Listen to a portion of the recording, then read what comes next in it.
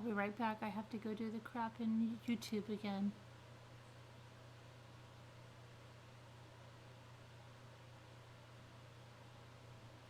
Why is this? Hang on. It better be the charm because I'm getting really, really pissed. But I'm trying to get, it's not bringing me to my YouTube. Oh, yes, it is. Why is it bringing me over there? That's not good. Okay, hang on a minute. No, hold on. Come over here. Oh, hang on.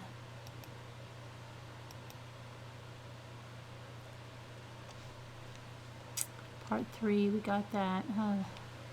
So crazy. Sorry about this. Let's see. I'm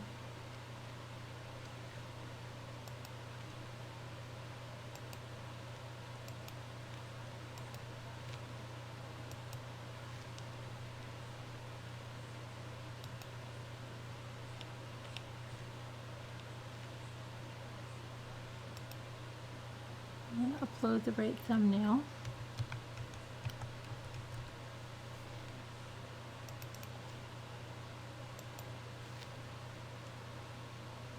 Okay, and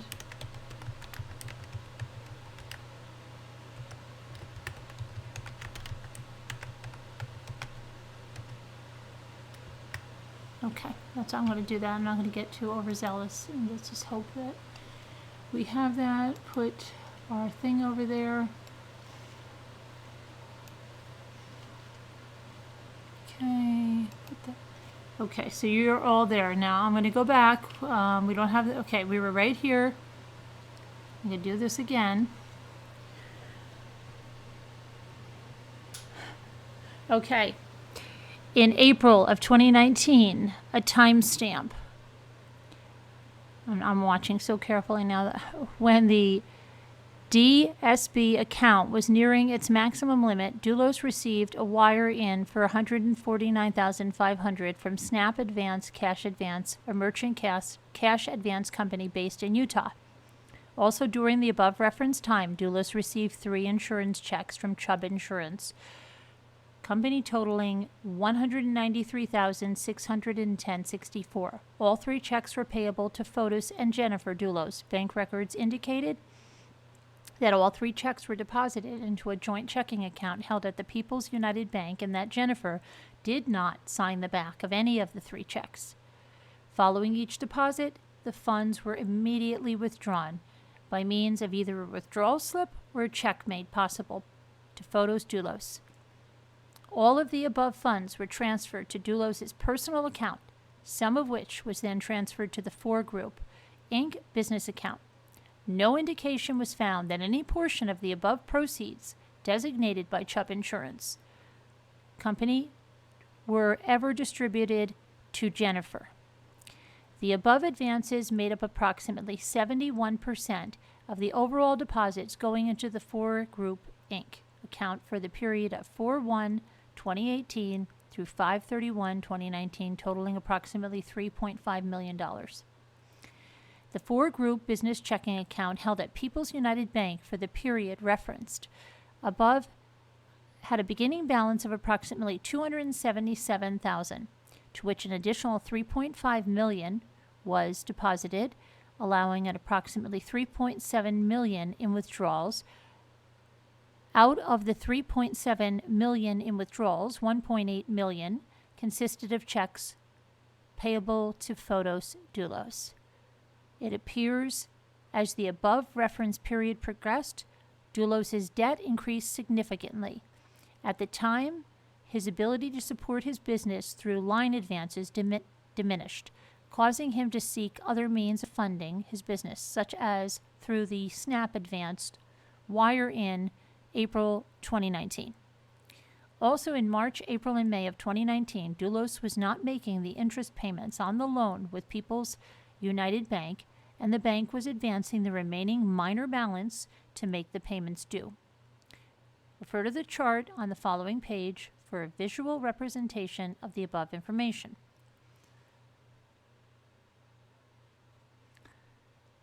As of 5/31/19, Dulos' debt exposure totaled an approximate $7 million, consisting of approximate $4.5 million in balances due on lines of credit, additional to a possible $2.5 million due in a civil lawsuit. It appears that Dulos was failing to make even minimal interest due payments on multiple loans.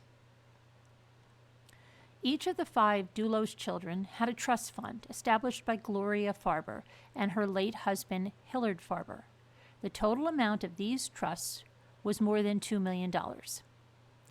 In the event of Jennifer's disappearance, and in the subsequent event that Dulos gained custody of his children, Dulos would have expected some level of access to the children's trust funds via an intermediary for such expenditures as room and board, education, and others. Dulos can reasonably be expected to have been aware of these facts. Okay, this is the chart. If anybody wants to go back and look at it, be my guest, but we just read everything above, okay? 38 indications that Jennifer Dulos is not alive. The following indications have been determined that Jennifer Dulos is no longer alive. Finances. Jennifer's mother, Gloria Farber, has been power of attorney for her daughter's finances since 6/19/2019. Jennifer's last known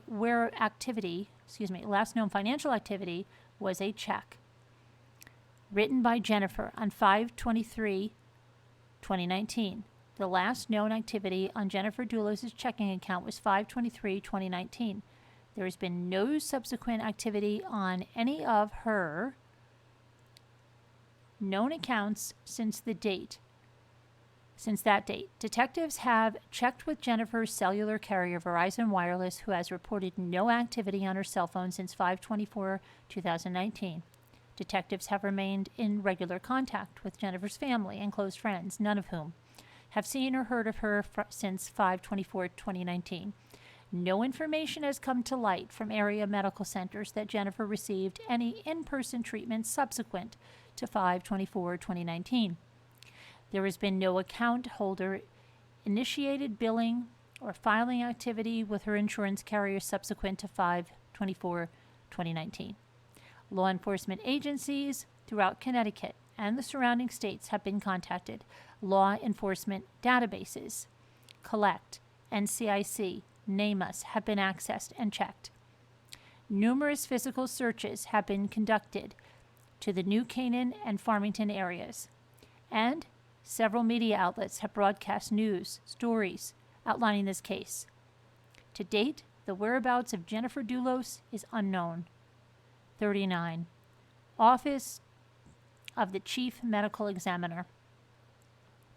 That on August 15, 2019, Affiant Kimball met with Dr. James R. Gill, Chief Medical Examiner for the state of Connecticut. Dr. Gill was presented with a summary of facts thus far, including the forensic laboratory results indicating the presence of blood in multiple locations at Jennifer Dulos' residence. The crime scene, the presence of her DNA associated with those bloodstains, the evidence of efforts to clean the scene, and the nature of the blood spatter analysis. Dr. Gill was also advised of facts associated with items of evidence recovered in Hartford, which were forensically linked back to Jennifer Dulos. Dr. Gill was also provided photographs of the crime scene and evidence seized in Hartford to assist in his assessment.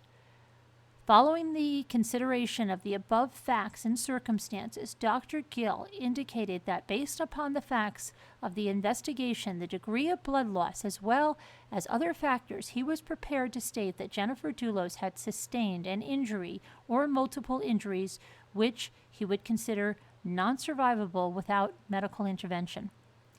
Dr. Gill categorized the event as a homicide of violence, to likely include some combination of traumatic blunt force injuries such as a bludgeoning, beating, and or sharp force injuries such as a stabbing or a slashing.